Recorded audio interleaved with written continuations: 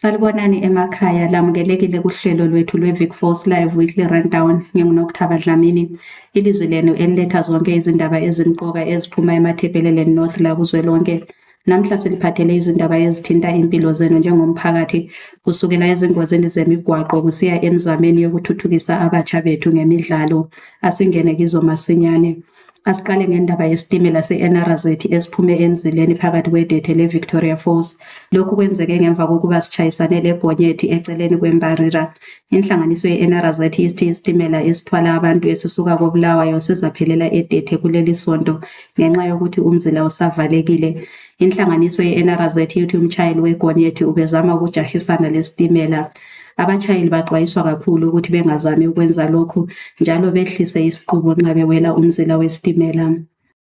Kulezinye njalo ezidanisayo ezisuka eLake Kariba, amapholisa asekhiphe amabizo abantu abangama-44 kwaba ngu-46 abalahlekelwa zimpilo zabo engozini yomkhumbi weRida.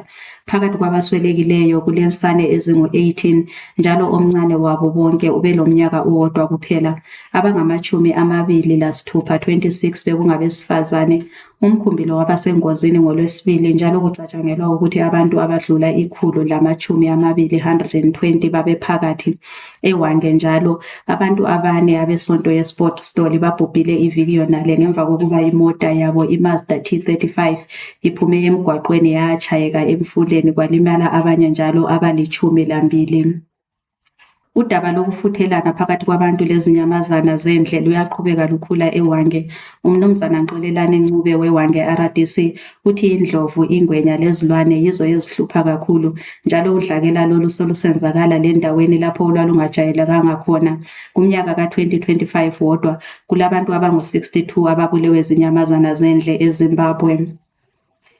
Sesilivalelisa ngendaba ezimnandi ezisuka eDethe. Inhlanganiso ye-Jane Buber Sports Foundation inikeze amaqembu ebhola angama-20 imvunulo yokudlala ku-Rhino Cup Champions League. Lolu hlelo olwasungula e-UK lusebenzisa umdlalo webhola ukuncedisa abatsha ukuthi bengangeni emsebenzini wezidakamizwa, udlakela lokubulala inyamazana okungekho emthethweni. Siyabonga kakhulu ngokuhlala lathi kuhlelo lwethu lwanamuhla. Ungakhohlwa ukuthi ulwazi lungamandla. Ukuze uhlale uziqhenya ngakho konke okwenzakalayo endaweni yakithi, vakatshela iwebsite yethu ku-vicfallslive.co.zw. Siyatholakala njalo enkundleni zokuxhumana ku-Facebook, YouTube, TikTok, X laku-WhatsApp. NginguNokuthaba Dlamini, bengiliphathele indaba ze-Vic Falls Live. Lisale kuhle, sihlangane njalo ngeviki elizayo.